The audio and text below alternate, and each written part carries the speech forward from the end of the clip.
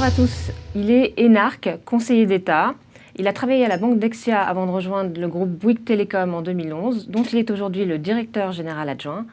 Bonjour Didier Casas. Bonjour. Alors on a une forte actualité en cette rentrée dans les télécoms, puisque on entend beaucoup de voix s'élever pour pester en quelque sorte contre la couverture très haut débit en France, la 4G donc, et la fibre. Et il y a même une étude européenne qui dit que la France est classée 24e sur 28. Comment on en est arrivé là ? Alors, d'abord, il faut exactement savoir de quoi on parle sur la couverture. Il y a le sentiment des consommateurs, des gens qui n'en peuvent plus de ne pas avoir Internet. Et je veux dire les choses assez simplement. En fait, ils ont assez raison.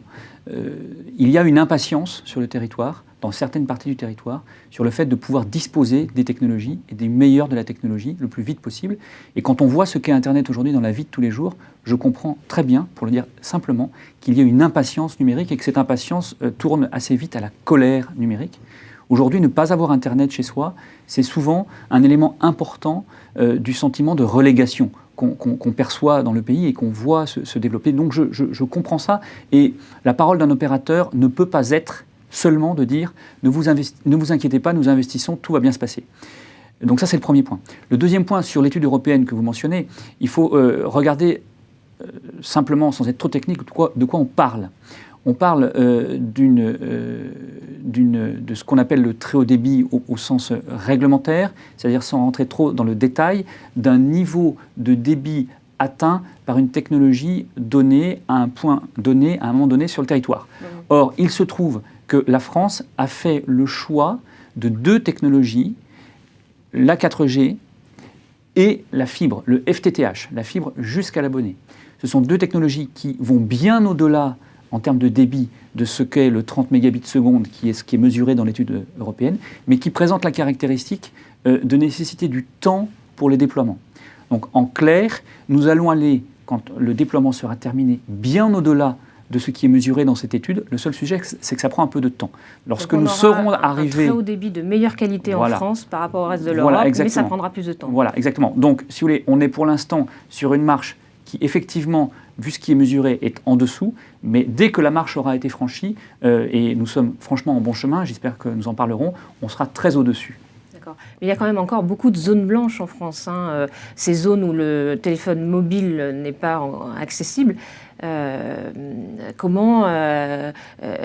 peut encore se demander aujourd'hui si les opérateurs font bien leur travail finalement. Oui, alors, moi je suis tout à fait prêt à répondre à ça. Nous considérons que nous faisons notre travail.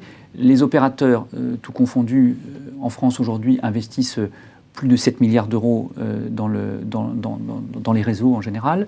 Nous, pour parler de Bouygues Telecom, nous investissons grosso modo un peu moins d'1 milliard d'euros. Nous publierons nos comptes dans un mois. Donc, très honnêtement, nous avons non seulement le sentiment, mais nous avons la conviction de faire notre travail. Alors néanmoins, je l'ai dit pour commencer, et je ne veux pas le méconnaître, il y a effectivement des zones du territoire où la couverture est perfectible, voire inexistante. C'est vrai, il y a des zones blanches. Néanmoins, je veux le signaler ici et le dire, nous travaillons à cela, nous travaillons de deux façons. Un, il y a ce que la loi nous demande de faire. La loi Macron, l'année dernière, a pris un certain nombre nous a conduit à prendre un certain nombre d'engagements que nous avons pris d'ailleurs volontairement, en plus de nos engagements réglementaires.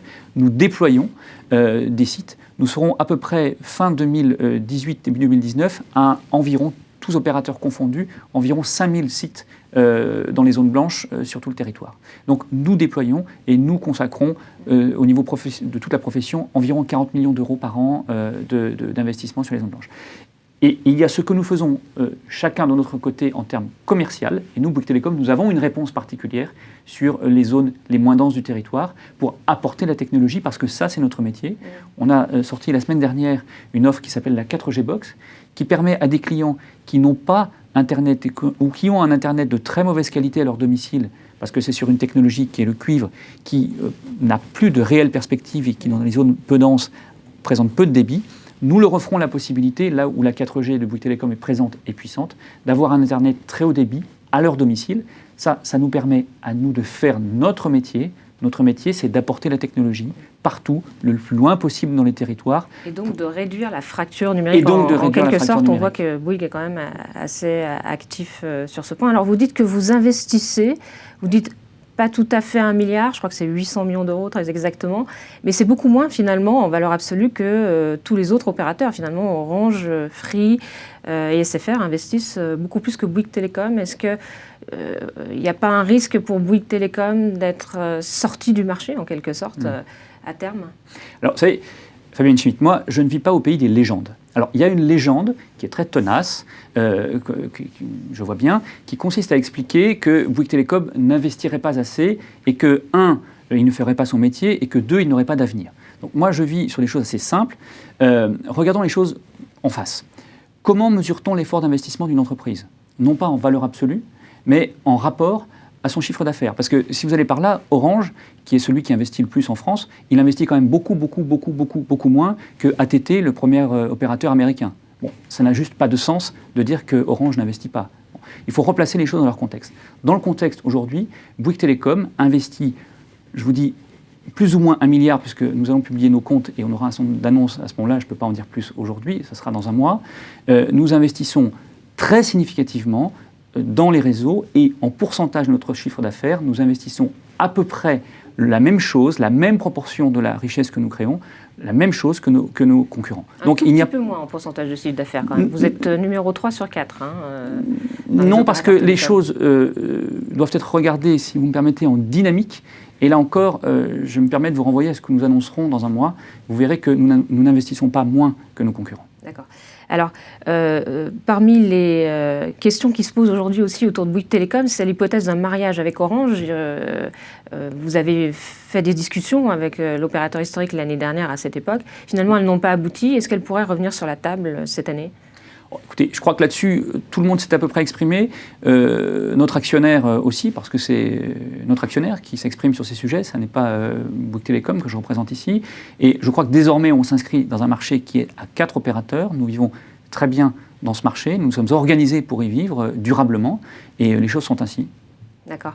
Une dernière question, Didier Casas. On voit beaucoup d'opérateurs télécoms investir dans les contenus audiovisuels. SFR achète les droits du foot, finance des séries, du cinéma. Orange... pareil, sur les séries et le cinéma. Et Bouygues semble beaucoup moins opiniâtre dans cette direction. Alors très clairement, je veux dire, ça n'est pas notre stratégie, en tout cas à ce jour, au moment où je vous parle. Pour une raison très simple, c'est que nous considérons que notre métier est avant tout d'investir précisément dans les réseaux. Chaque euro qui est mis pour acheter les droits du foot anglais ou les droits d'un championnat quelconque ou pour produire des séries, c'est de l'euro qui n'est pas investi dans les réseaux. Nous pensons que notre métier, je le répète, c'est d'apporter la technologie. L'Internet est une chance pour le pays. Il participe à la transformation de ce pays, il participe à la compétitivité de nos entreprises, il participe aussi au développement des usages. C'est ce que veulent nos clients. Le centre de nos préoccupations, c'est d'investir dans les réseaux. C'est ça notre métier et c'est ça que nous continuerons de faire. Merci beaucoup Didier Casas. Je vous en prie.